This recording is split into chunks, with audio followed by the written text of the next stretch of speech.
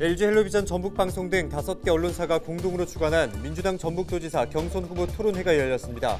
부동산 문제와 부적절한 공약 등 후보 간 공방이 이어졌습니다. 집중호우 때마다 침수가 반복되는 농경지 피해를 최소화하기 위한 배수 개선 사업에 도내 35개 지구가 선정됐습니다. 김제와 부안, 남원, 군산 등에 국비 695억 원이 투입될 계획입니다. 전북도 교육청이 시민감사관을 투입해 통학 차량 실태를 점검합니다.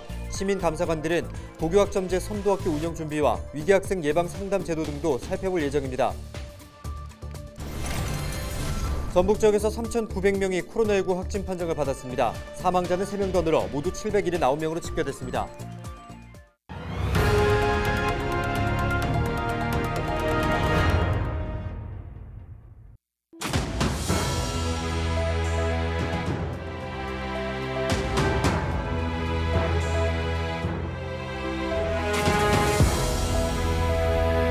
여러분 안녕하십니까? 헬로TV 전북뉴스입니다.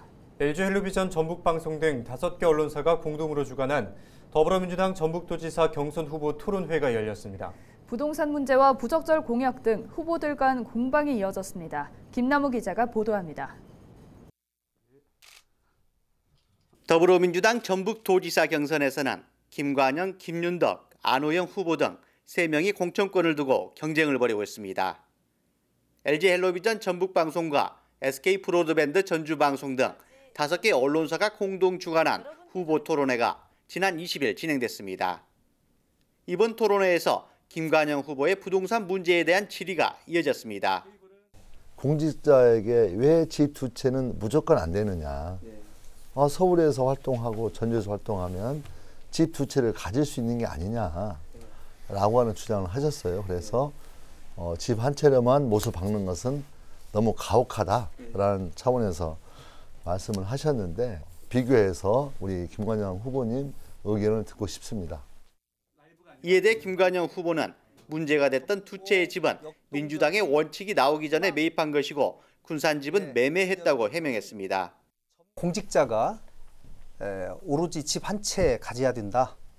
일률적으로 하나의 잣대로 평가하고 그 기준을 만들어서 예외적으로 또 불가피하게 두 채를 소유할 수밖에 없는 사정, 이런 예외를 인정하지 않는 것, 그것은 조금 문제가 있다라는 제가 그런 취지로 말씀을 드린 겁니다. 일률적으로 재단하는 것도 저는 좀 문제가 있다고 봅니다.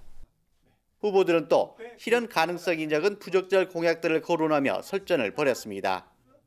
전북 유니버시티 공약이 정부가 진행하고 있는 캠퍼스 혁신파크 사업과 유사하다는 두 후보들의 질의가 이어지자 당사자인 안호영 후보는 지방행정과 연계 필요성 때문에 추진한 것이라고 답변했습니다. 제가 말하는 이 구조는 꼭 이 대학 공간만을 의미하는 게 아니라 이 대학과 실제로 대학 밖에 있는 이런 그 대학 밖에서도 기업들이 있을 수 있거든요.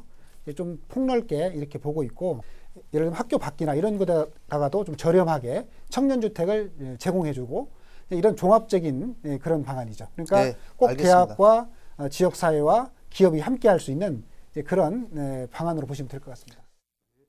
더불어민주당 전북도지사 후보 경선은 오는 23일까지 진행됩니다. 이번 토론회는 23일 낮 12시 25번 채널에서 한 차례 더 방영됩니다. 헬로TV 뉴스 김나우입니다. 민주당 최민철 정읍시장 예비후보는 모든 시민에게 기본소득으로 매달 10만 원씩 1년 동안 지급하겠다고 약속했습니다. 최 예비후보는 이재명 전 대선 후보의 핵심 공약을 정읍에서 실현하기 위해 기본소득 국민운동 전북본부장을 맡았었다며 현재 다양한 지원 제도가 있지만 부족한 측면이 있기 때문에 확대하거나 개선할 필요가 있다고 밝혔습니다. 민주당 정성주 김제시장 예비후보는 지역 문화예술인들의 열망인 문화관광재단을 창립하겠다고 공약했습니다. 정 예비후보는 금산사와 지평선 축제 등 문화관광 자원을 활용해 지역 경제에 활력을 불어넣고 문화예술 교육을 생애 주기별 또 생활 영역에 맞춰 지원하겠다고 덧붙였습니다. 민주당 김종규 부안군수 예비후보가 읍내에 선거사무소를 차리고 본격적인 선거운동에 돌입했습니다.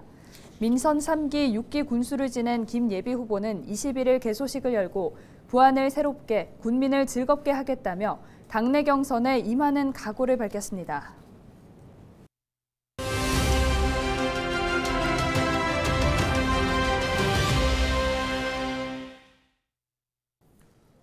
지난 14일 6.1 지방선거 선거구가 획정됐습니다. 핵심은 기초의원 중대선거구제 시범 실시인데요. 이 현행법은 한 선거구의 기초의원 정수를 2인 이상 4인 이하로 규정하고 있습니다. 하지만 이번 지방선거부터는 기초의원 한 선거구에서 3명 이상 최대 5명까지 뽑을 수가 있습니다. 이는 군소정당의 진입장벽을 낮추는 효과가 있는데요. 중대선거구제가 시범 실시되는 곳은 전국에 11곳, 서울이 4곳, 경기가 3곳, 인천과 영남, 그리고 호남과 충청이 각각 한 곳입니다. 이번 선거구 획정에서 광역의원 정수를 38석, 기초의원을 48석으로 각각 증원했습니다. 이는 지방 소멸 등을 고려한 조치인데요. 이에 따라 각 지역의 선거구와 의석수에도 변화가 있을 것으로 예상됩니다. 지금까지 데일리 브리핑이었습니다.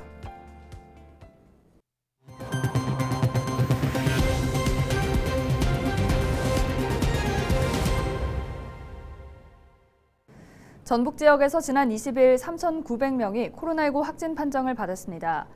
지역별로는 전주 1,565명, 정읍 208명, 남원 163명, 김제 143명 등입니다. 사망자는 3명 더 늘어 모두 779명으로 집계됐습니다. 전북도교육청은 시민감사관을 투입해 통학 차량 실태를 점검합니다. 전북도교육청은 29일까지 학생 통학 차량 운영 실태 등 5개 정책을 집중적으로 점검한다고 밝혔습니다. 시민감사관 7명은 고교 학점제 선도 학교 운영 준비와 위기 학생 예방 상담 제도 등을 살펴볼 예정입니다. 집중호우 때마다 침수가 반복되는 저지대 농경지 피해를 최소화하기 위한 배수 개선 사업에 도내 35개 지구가 선정됐습니다. 김제와 부안을 지역구로 둔 이원택 국회의원은 김제와 부안, 남원과 군산 등에 국비 695억 원을 투입해 농경지 배수로와 저류지 설치와 같은 배수 개선 사업이 추진된다고 밝혔습니다. 이 가운데 김제 대창지구와 부안 동진 2지구 등 12개 지구는 신규로 추가 선정돼 10억 원이 투입된다고 전했습니다.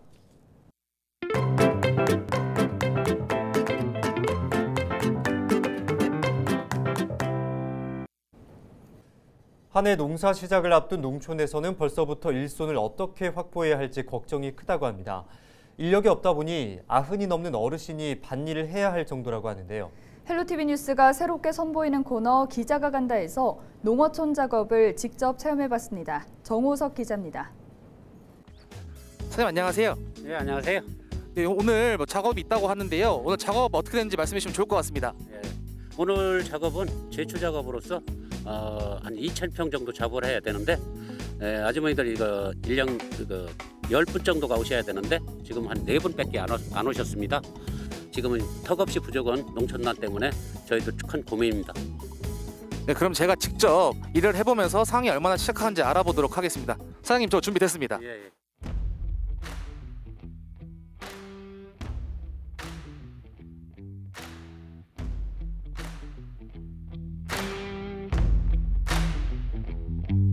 Nope.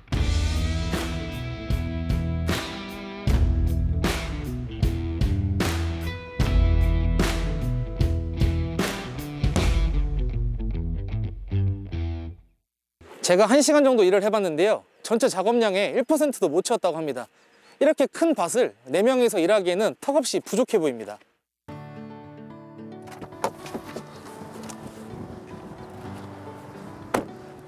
이를 해결하기 위해 여러 지자체에서는 농촌인력중개센터를 열고 농민들을 돕고 있습니다. 저는 지난 4일 문을 연 충남 서산시 한 농촌인력중개센터를 찾아왔는데요. 과연 이곳에서 어떤 도움을 주는지 알아보도록 하겠습니다. 서산농협과 한국농업경영회 서산시 연합회 2개소에 농촌인력중개센터를 지정을 하고 저희가 보조금 1억 4천만 원을 투입하여서 농촌인력중개센터를 이제 적극 운영해 나가고. 농촌인력중개센터에서 도움을 주고 있지만 사실 농촌 자체에 일할 사람이 없다 보니 문제가 해결되지는 않는데요. 그렇다고 해서 사람들에게 마냥 낯선 농촌으로 오라고 할 수도 없는 노릇입니다. 그런데 기농에 관심이 있는 사람들에게 농촌에서 살아볼 수 있는 기회를 주는 곳이 있다고 합니다. 바로 기농인의 집인데요. 실제로 이곳에 거주하면서 기농을 결심한 분이 있다고 해서 제가 직접 만나러 와봤습니다.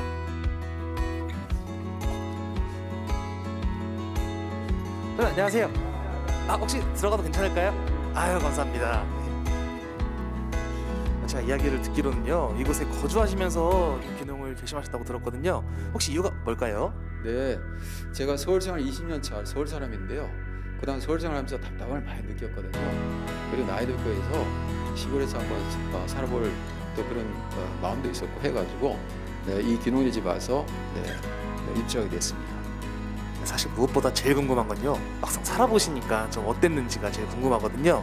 네, 생각했던 것보다 막상 체험하게 되니까 쉽지는 않네요. 그러나 교육을 받고 또 실제 체험하게 되면서 네, 많은 것을 배우고 또 익히면서 구체적인 계획을 세울 수 있게 되었고, 그리고 무엇보다도 귀농에 대한 가능성을 좀 이렇게 알 수 있게 되었습니다. 그것이 매우 유익한 시간이 되고 있습니다. 2020년 농업인 종사 수는 145만여 명인데요. 50년 전과 비교했을 때 절반 이상으로 뚝 떨어진 수치입니다. 이 수치만 보더라도 농촌을 떠나는 사람이 굉장히 많다는 걸 알 수 있는데요. 따라서 사람들이 농촌에 정착할 수 있도록 생활 환경을 개선하고 귀농대학과 귀농인의 직처럼 체험을 통해 정을 돕는 등 근본적인 문제 해결을 위한 다양한 방안이 필요해 보입니다. 지금까지 기자가 간다, 정호석이었습니다. 정읍시가 귀농 귀촌인의 안정적인 정착을 돕는 체제형 가족 실습 농장 입교생 10가구를 모집합니다. 입사 신청은 오는 25일까지이며 신청서를 작성해 정읍시 농업기술센터 농업정책과로 이메일이나 방문 접수하면 됩니다. 최종 합격자는 다음 달부터 12월까지 가족 실습 농장에 입주해 영농 체험 교육과 실용 교육을 받게 됩니다. 도시민들에게 정규 여건과 농촌 체험의 기회를 제공함으로써 예비 귀농 귀촌인의 정착률 향상에 크게 기여할 것으로 기대됩니다.